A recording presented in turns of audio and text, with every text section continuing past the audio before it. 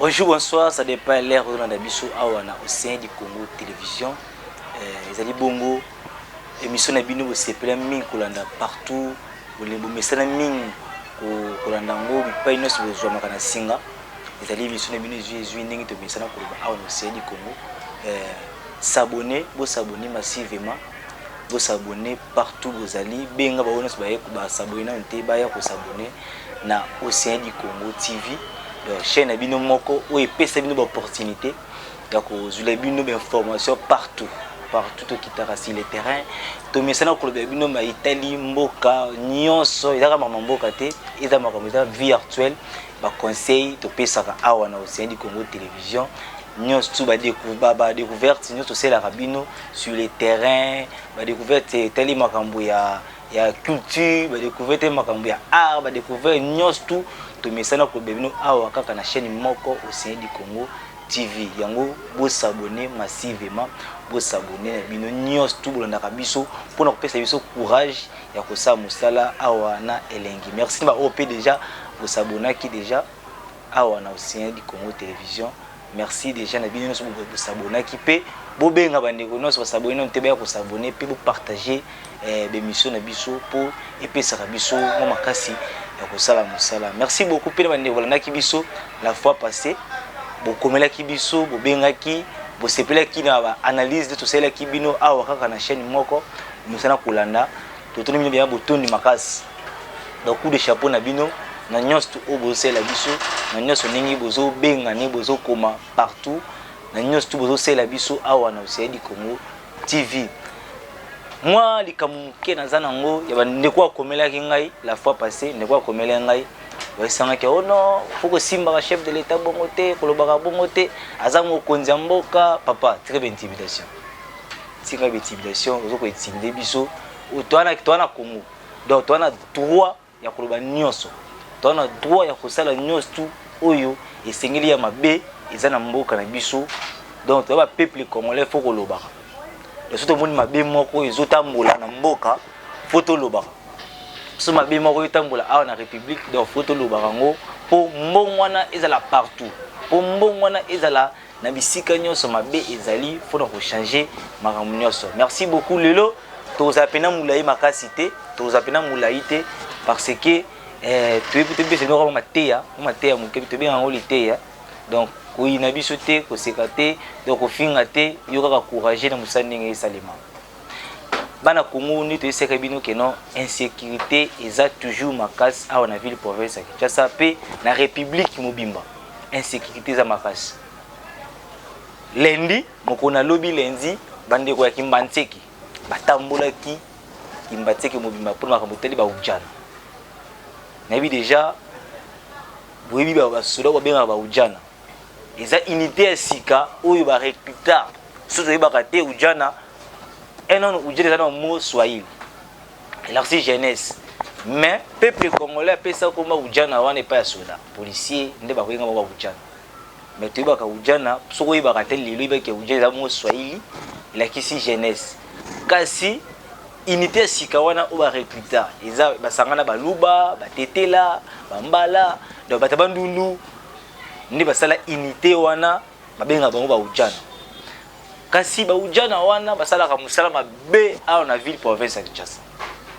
mokolo lendi population Kimbantseki batambolaki ti liboso ya maison communale ya Kimbantseki pona koloba non na makambo teli ba ujana wana baza pour ba policier moko ba so ba yé ko boma ko beta ko kanga ba jeune garçon oyo basali loko moko te yango to senga bakonza mboka makamuno zo ujana ba osala wana papa Silvano Kasongo oza mokonzi o etali militaire o etali ba militaire na yo o etali ba police yebana na kolandela makambo wana poza kitoko te bando yimbatse batambolaki batamboli ti liboso ya maison communale ya Kimbantseki bise ba kotanga memo na bango po ba boyi ba désordre ba boyi makambo nyonso mabe o etambola ana ville province ya Kinshasa kabuya l'homme puissant so c'est le moment wana ngai c'est la image o bandeko ba otambola ko banda Kimbantseki na kati ti liboso ya maison communale Kaka balakaki semaine eleki que bakosala bongo marche mokolo lundi 31 octobre 2022 pour na kotelemela comportement mabe ya baelema ya groupe mobile d'intervention oyo babengaka epai ya bakinois baujana bafandi ya quartier Fumu Kento basanganaki tongo na terrain lipate pe bazwaki bongo route nzoko pona kokwea bongo na boulevard Lumumba direction maison communale ya Kimbantseke wapi na bokomi na bango bayambamaki epai ya numéro 1 ya commune ya Kimbantseke mwana mboka Jano Kano atako la police balingaki bongo kubare bango nzela na niveau ya route nzoko bazaki déterminé ya ko déposer memo na bango numéro 1 ya commune ya Kimbantseke ayambaki kaka ba leader pe azalaki bongo na masolo na bango na bobimi ba leader babetsaki ngonga boy oyo ezali koleka na Kimbantseke yenda azali administrateur ya liboso il faut s'occuper na yango ba jeune lelo batelemaki pour protester contre ba dérapage oyo ezali kosala mepa ya bandeko na biso ba ujana lelo population innocente comme ko subir ba tracasserie ba biloko nyozo po bango babandaki ba komuna. Aujourd'hui nous interpellons la conscience de tout le monde et la ba parents oyebi ke moi nazala kuluna kangai biso to tiko yoka na papa numéro 1 ya Kimbantseke le président du conseil de la jeunesse à Kimbantseke est là à mes côtés. Toyokani que Tozo banda ko dénoncer volontairement ba anti-valeur nyos. Yemokope numéro 1 ya commune ya Kimbantseke Bourgmestre Jano Kano azangaki te ko betsa ngonga. Mais nazui memo ngo na tangi yango na bokebi nyonso na landi yango tina suka na moni ke ngai pe lokola fona sunga bango na memo basi. Awa na koloba boye na sali oyo babengaka moral na ba policier na bengaki ya bango colonel ayaki samedi asali bango moral na ndenge sengeli batambola na population na ngai et na pesi bango pe mo mikolo total comportement na bango ndenge osala to bana na ngai ndenge bali awa bakozonga na bandako na bango kineza na bango nyonso ngai moko na yebi ndenge na kosola suna ba policier ngai moko na yebi oyo na sengi na bana ngai na comportement pe ya bango parce que sécurité ya bango moko ezali na bango moko et sengeli koyeba ete plainte pour na comportement mabe ya ba élément ya groupe mobile d'intervention oyo babenga ba ujana ezali kosalema presque na ba commune nyonso et sengeli na mbula matani ekoka bongo kozwa décision ngonga ebeti. Merci boti kolanda ndenge nini bandeko ya Kimbantseke batamboli pe balobaki liboso na micro na biso boyoki bango mais beaucoup mais ça pèse déjà mbela alobi déjà non cette fois-ci il fallait abeta c'était makambo tali population na ye baza na kimia batambola na sengo pe sécurité malamu eza na ville province ya Kinshasa to ke susu kuna makambo tali Goma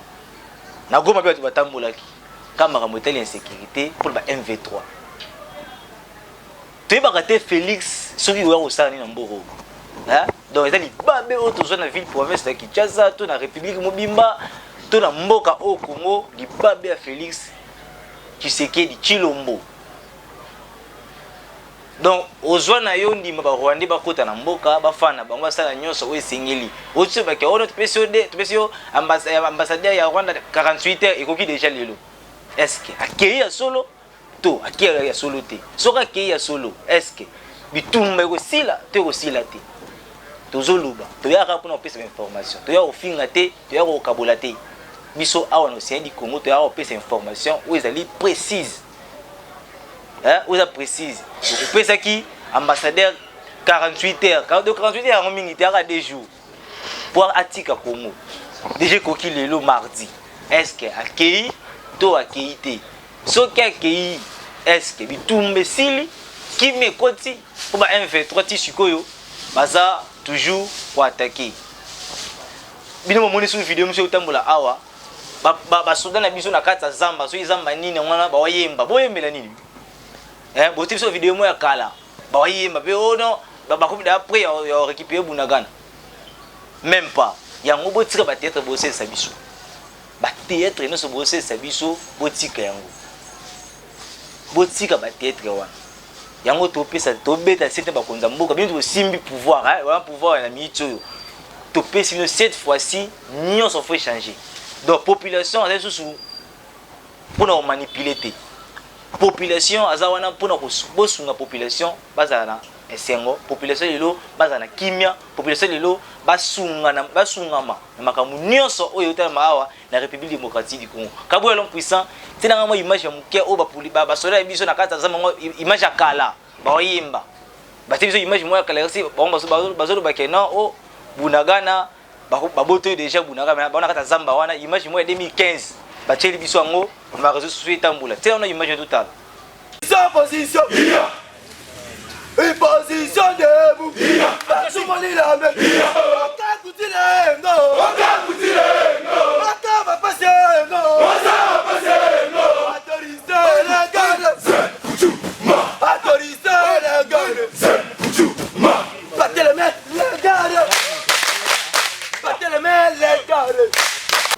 bota image au bien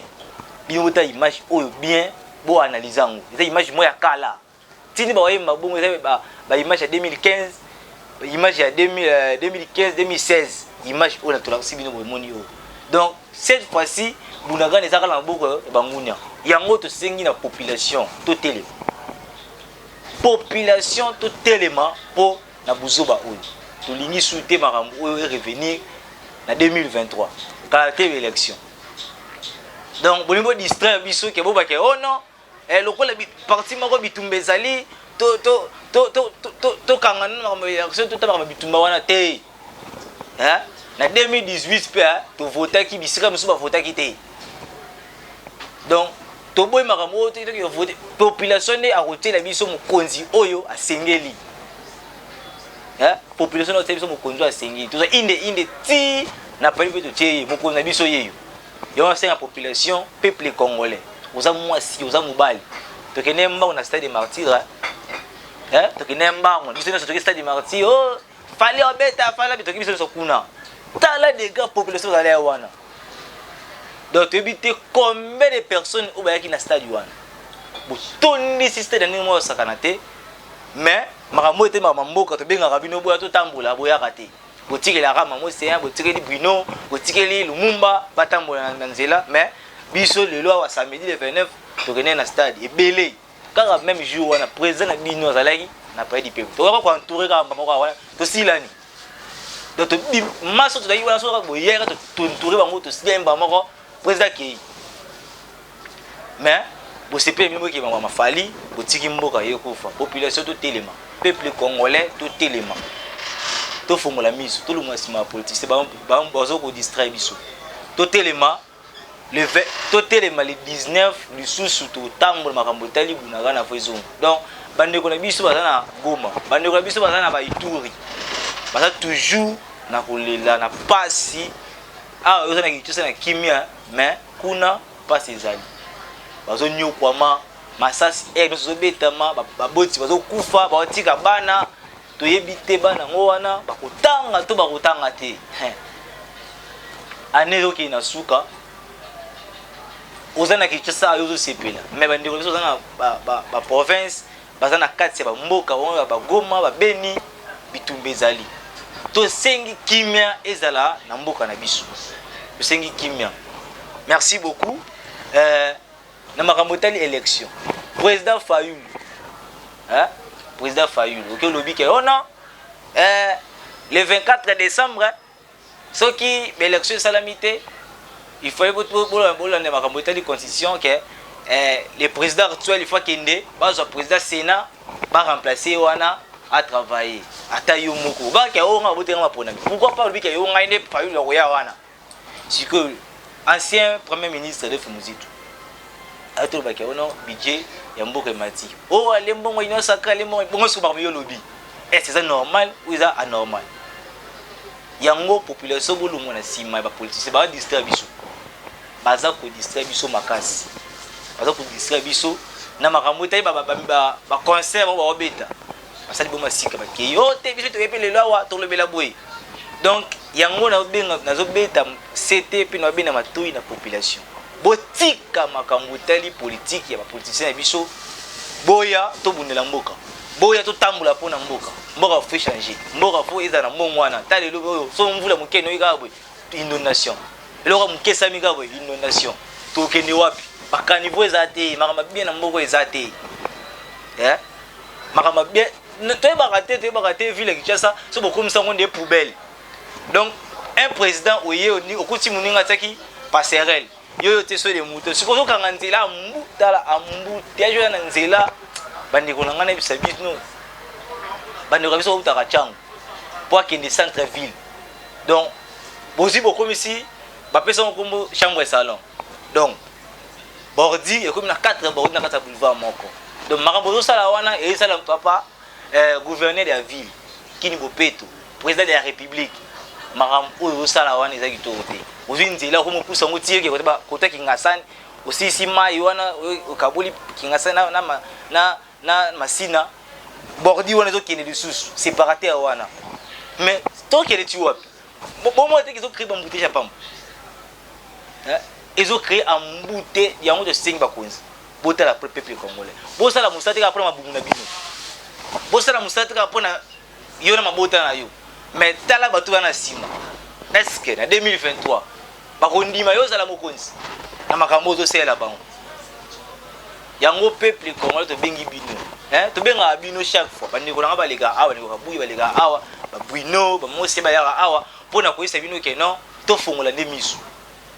to za la sindili makambo tali mboka na biso mutu abongusa mboka ate donc ngai na yonde to kotelema donc ngai na yonde to kotambola pona ko boya makambo mabe donc 2023 to tanto zo kota ngobwe oza o nani o tika population sko yes ko non pour les so banda population va fotala cette fois-ci tu as tenté de telema na sima politiciens o te soutenir bata pour 100% kingani jamais donc faut to tambola to soutenir mboka na biso et kende liboso to tia mutu oyo population ndimi to tia mutu oyo ba yimboka ba poniki yende akozala président de la République. Donc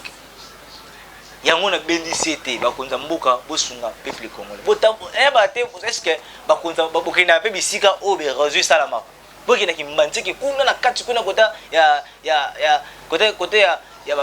ba père Jean kuna boki nanu na bete mo tour kuna na ke utala nzela wana donc mutu ke sukara sokatika moi pomo boy mutu ke suki wana kuna no mutu ke za kati po nzela ezate ya kubuka na partout to ebite bosunula batu mususu to ndenge nini yango cette fois-ci faut que telema pour na makamotali mboka to telema to marché do bandeko na biso waza na ba province ba nyokwa ba infirmier ba to marché a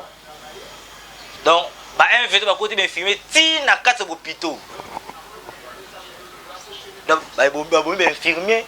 ba tamboli pe makambo te ba luka bango kimia kimezate ko mokonza mboka ozotika mboka na yo oye na Chad oh non ta kimia na yawo ba chete ba bengani yo ba boy na bango yo ba chete ba bike non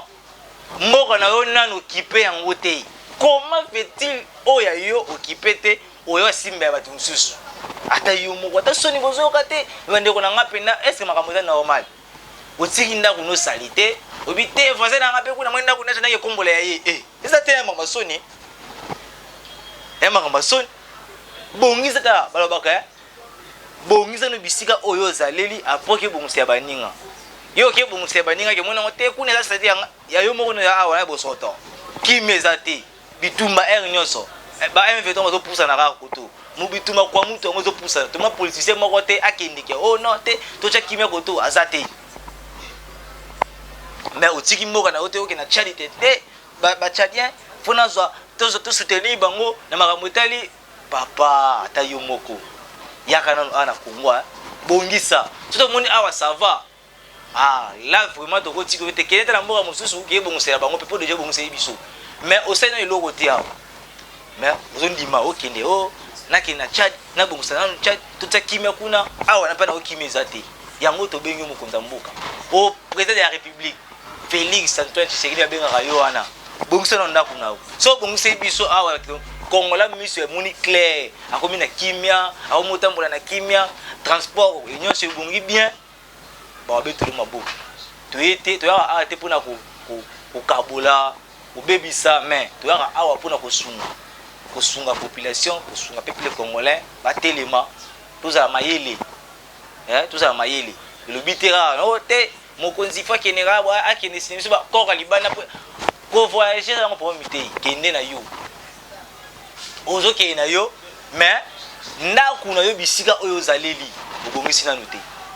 makambo oyo sala awa obongisi na nute mais oliga okineka pa ba voisin obongisa bango kuna yango mwe bachede baboyi na bango babita zonga na mboka na yo bongisa nanu soko bongisi bien tomoni ke nyoso tambuli kimia apoye ana cha apoye ana cha yango na bengisi biso ba kongomani population bayimboka totelema pour makambo tali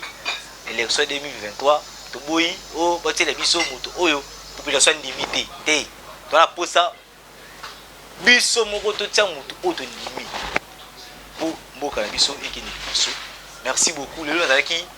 mingi te yake mwa lite ya moke mpona kolendisa bino ya makambo etali makambo mboka. Merci ba oyo nyonso ozokomelaka biso, merci beaucoup vraiment. Donc soki makambo nalobaki ebetu libaku limbisa mais toza wana te mpona kokabola toza mpona kopesa éclaircissement ya population bayiba makambo etambola kuna na Beni bitumba ezali na Ituri bitumba ezali bunaga na kutu bandango lelo toki soki 100e de jour na mboka ba rebelle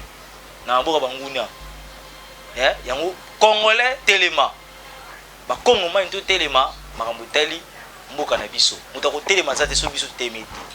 jamais toma mindele ba koyeba telema ote mindele ba marcher pour na mboka o jamais